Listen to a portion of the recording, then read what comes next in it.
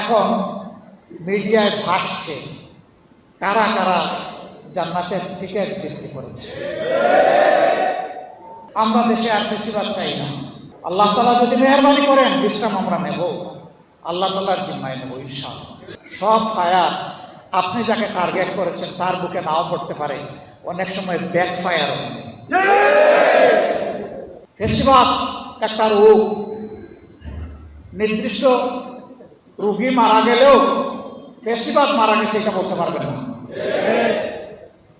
এটা একজন থেকে আরেকজনের সংক্রমিত হয় এবং সেই সংক্রমণ ইতিমধ্যে আমরা লক্ষ্য করছি। জনগণের রায়কে অবলীলায় অগ্রাহ্য অপমান অস্বীকার করার নামই হচ্ছে ফেসিবাদের সূচনা। আমরা দেশে আর ফেসিবাদ চাই না। Lily ultra soft serum gel, যা গভীর থেকে স্কিনে দেয় 3 গুণ সিরাম হাইড্রেশন। সিরাম জেল হাইড্রেশনে ব্রাইট থাকো সব সিজনে। এখন যারা সরকারি দলে তারাও বড় মজলুম ছিলেন, আমরাও বড় মজলুম ছিলাম, গোটা জাতি মজলুম ছিল। আমরা সাবেক এবং বর্তমান সকল মজলুমকে বলবো, আসুন আমরা আবারও জুলুমের বিরুদ্ধে ঐক্যবদ্ধ হই ইনশাআল্লাহ।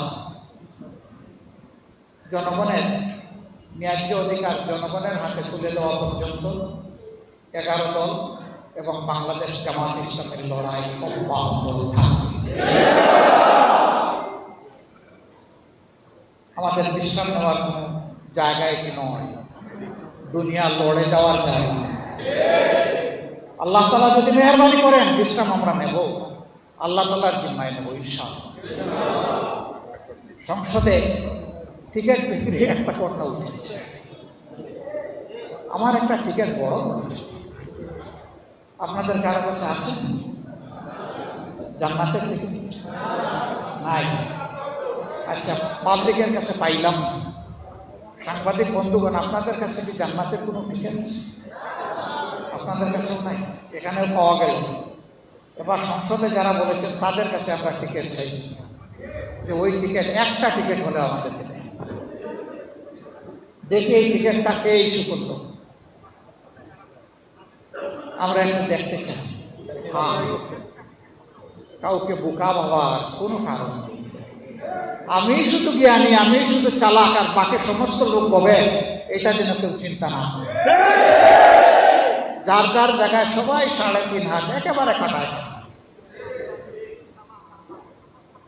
এখন মিডিয়ায় ভাসছে কারা কারা জান্নাতের টিকিট বিক্রি করেছে।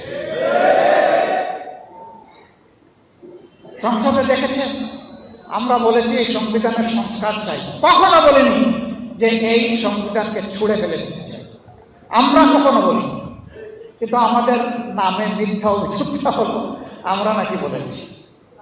হ্যাঁ, সব ফায়ার আপনি যাকে টার্গেট করেছেন তার বুকে নাও পড়তে পারে, অনেক সময় ব্যাক ফায়ার হবে। এটি ব্যাক ফায়ার করেছে, করে নাই?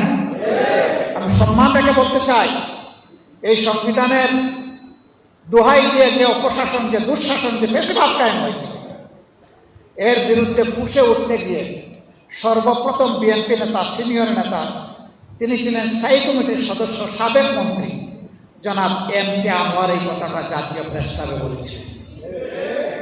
তিনি বলেছিলেন এই সরকার, ফ্যাসিবাদী সরকার পরিবর্তন হলে এই সংবিধানকে আমরা ডাস্টবিনে ছুড়ে দেব।